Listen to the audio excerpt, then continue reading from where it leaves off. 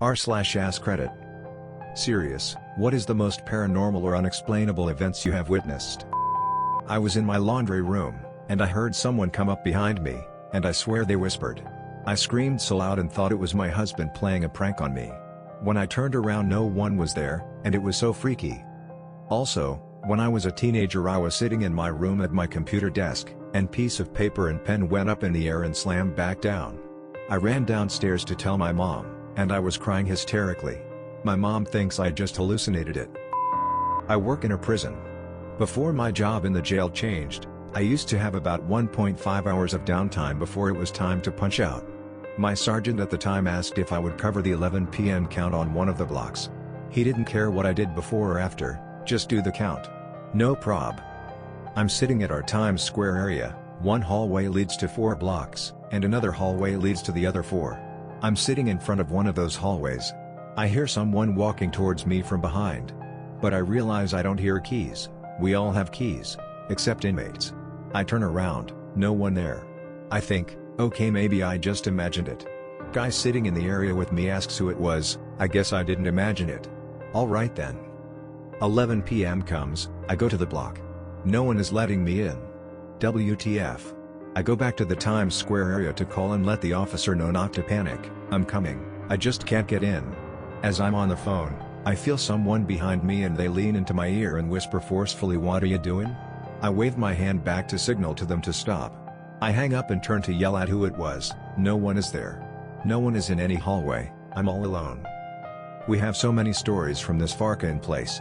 But your story reminded me of the second part of mine, so I had to tell it. Did Control see anything on the cameras? That was prior to cameras in that area, plus even now.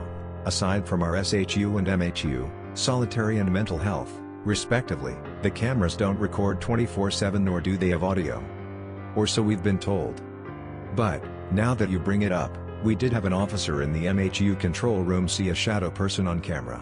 There's a hallway, on one side there is a door with no windows that you have to be buzzed into. This leads down to MHU. Across the hall and about a foot over, there is a door with a big window on the top half. That door leads to our disciplinary area. There are a few office doors and hearing rooms in the hallway, and it opens up to a big desk area, and there's another locked door leading into the disciplinary office. Anyway, if you're in MHU, you have cameras on all 8 inmates, a camera to the door leading to the stairs/elevator, and a camera that shows you the upstairs where the elevator and stairs land, and then the outside of the door you get buzzed into. So, one midnight shift, dude looked up at the cameras and noticed movement in the window of the disciplinary door. Not entirely weird, since there's a sergeant office in there. But Central gave him no trip calls that a higher-up was in their area. He called to double-check, and no. So, no one should be in there.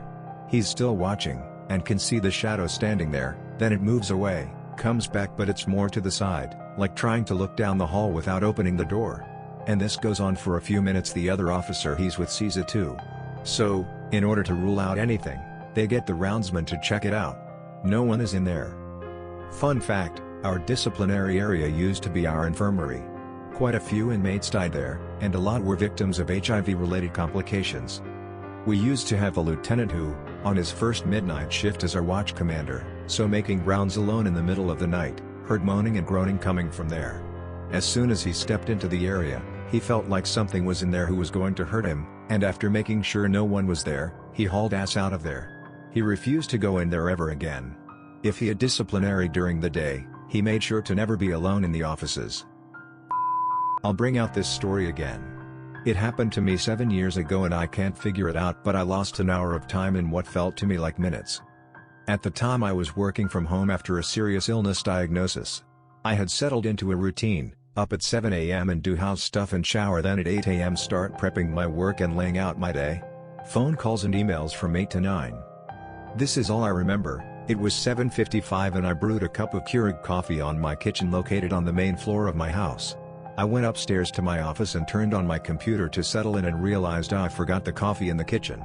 I went back downstairs and got the coffee as soon as I realized I forgot it. Couldn't have been more than the time it took Windows to boot up, but I took a sip and the coffee was cold. Not warm, but actually cold. I thought my Keurig was broke, but I looked at the clock and it said 9:14. So whereas I expected it to be at 05 max, Somehow an hour and 10 minutes passed without explanation. It was very bothersome. I have no idea where that hour went. I have never had any blackout before or since, no seizures, and the meds I was on shouldn't have caused a lapse like that. I don't think I fell asleep because I distinctly remember typing my password and saying out loud, "Shit, I forgot the coffee." It kinda left me uneasy a bit. Nothing like had ever happened to me before or since. This happened to me too. I posted this the last time someone mentioned it 5 months ago. I don't think it was CO, as there were detectors on each floor. My GF and I had a similar experience a year ago. Our phone alarms went off at 6:30 a.m. like usual. We got out of bed and we did our usual morning routine to get ready for work. We showered, got dressed, and I texted a coworker at 7 a.m. saying that I would meet them at 7:45. They replied and said okay at 7:30. Then my GF and I had our morning coffee together and I went to get my shoes on. Then I looked at the clock and it was 9 a.m. I freaked the fuck out because I was late for work. I thought my phone clock was off, but my GF's was the same. We both had missed calls and texts from the span of 7:30 until 9 a.m. We were both weirded out by the situation. 1.5 hours passed while we were in the kitchen for 10 minutes. Unsure if it's a haunted house or more of something becoming attached to me. Not long after I met my current boyfriend, I would spend the night at his house. Normally I fall asleep as soon as I hit the pillow, but at his house I would be awake super late feeling creeped out. I blamed it on being in a strange house. After a while I used to fall asleep at a decent time, but I would wake up 2 to 3 a.m. and try to let my eyes adjust to the darkness. Small town equals very little light pollution. Once I would adjust, I felt like I could see a little boy on top of the grandfather clock. This would happen every night for a while. I never felt scared, just confused. It looked like a boy wearing older style pajamas kicking his legs on top of the clock. Still, I would blame it on sleep paralysis/dreaming or my imagination. When I would go back to my parents' house for the school nights, I would start waking up in the middle of the night seeing the same apparition sitting on the dresser or ledge in my room. I slept alone in the basement of the house. After months of seeing the little boy, I wanted to sleep upstairs again, as I figured my mind was just getting to me. One evening I was home alone as my brother and parents were gone to some appointment. I happened to fall asleep on the couch in the living room, only to dream that the little boy was knocking down my mom's ornaments that were on a coffee table. I woke up in a cold sweat and looked at the table. Sure enough, the ornaments were broken. Of course they could have been broken beforehand and I never noticed.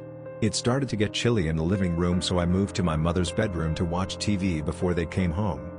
In her bedroom I kept seeing stuff out of the corner of my eye that looked like the little boy but never really had a full-on view. At this point I was sure it wasn't sleep paralysis/dreaming because I could move when I woke up and sometimes I would be wide awake. I fell asleep in my mom's bed and woke up to the little boy laughing and running in the closet.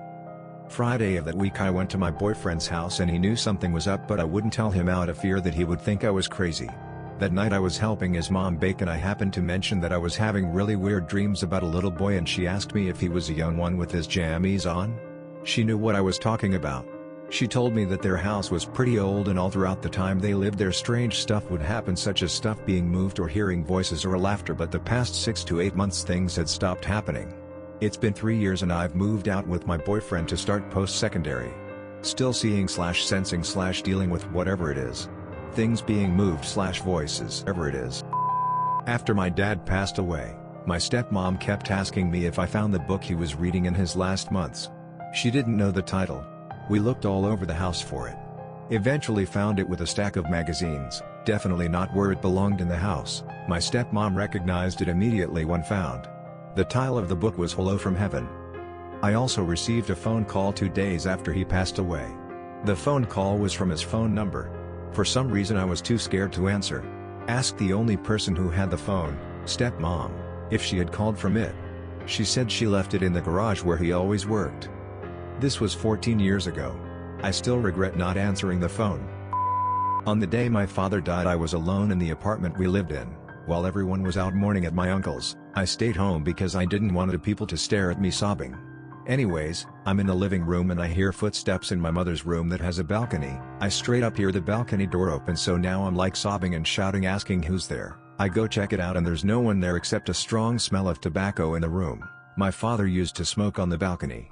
Never told anyone about it and just kept it for myself. Later learned my mother got blamed for my dad's death, even though they loved each other since they were teens, and my dad was simply a victim of cancer, and a massive brawl broke out. So I just thought of it as my dad coming home because he couldn't be bothered to hear people arguing. I used to live in a town that was pretty strange altogether, but the house was even more so. Most of my elder family that grew up there have also had weird experiences. I remember one time, I got up to use the toilet. The bathroom was next door, which was across the way from my bedroom, and I shit you not, a woman in a full vintage nurse's outfit came running out of the bathroom with a washcloth and into my bedroom. I have no idea if there used to be a poorly person accommodating it years ago, but the house was very old. That is the good side of it though, there's a lot more. You'd even sit there sometimes and have this awful feeling of a bad presence. As if somebody was staring at you, eyes burning into your soul kind of feeling, you know? Freaky stuff. The house my mom grew up in has that awful feeling. I don't feel this way about any other house I've ever been in, but that house is just farkin' creepy. I have no idea what it is about it, but yeah, it just feels bad. It's also strange because that is how everyone feels when they go inside it. My aunt bought the house from my mom and their other siblings after my grandma died, and they all inherited it. My aunt's husband is a contractor, so their plan was to remodel the house, then sell it. They completely renovated the house, even though it wasn't in bad shape, and got new everything from paint, to floors, cabinets, you name it. Even after all that, it still made everyone uncomfortable when inside the house. They had the house up for sale for over 5 years and wasn't able to sell it. I firmly believe it didn't sell because of that shitty/creepy feeling you get when going in there. I believe in good and bad energy. E.g., a house would contain energy, based on people that have lived and died there. I found the house I grew up in had a lot of bad energy due to the death of both my parents and my grandmother. I always felt like nothing good can happen to you unless you left that house. I moved out at 21, and even though I had nothing when I left, I managed to work myself up and found a better life. My sil bought a house a few years ago, and when I walked in I sensed an energy in that house. It was old. Built by the last owners. Husband died and wife moved away due to old age. I sensed that the husband would not want many changes and that the house will never be a source of happiness for my sil, who was so excited for her first fixer-upper. It has been 4 years and it's been nothing but a money pit. Her family life has been suffering. Her oldest child suffers from anxiety. Her husband has to work in a different country just to make ends meet and pay for mortgage and renos. To us, it just looks like it's gone downhill since she bought that house. I always remind my husband about the energy. I'd love it if you liked and subscribed.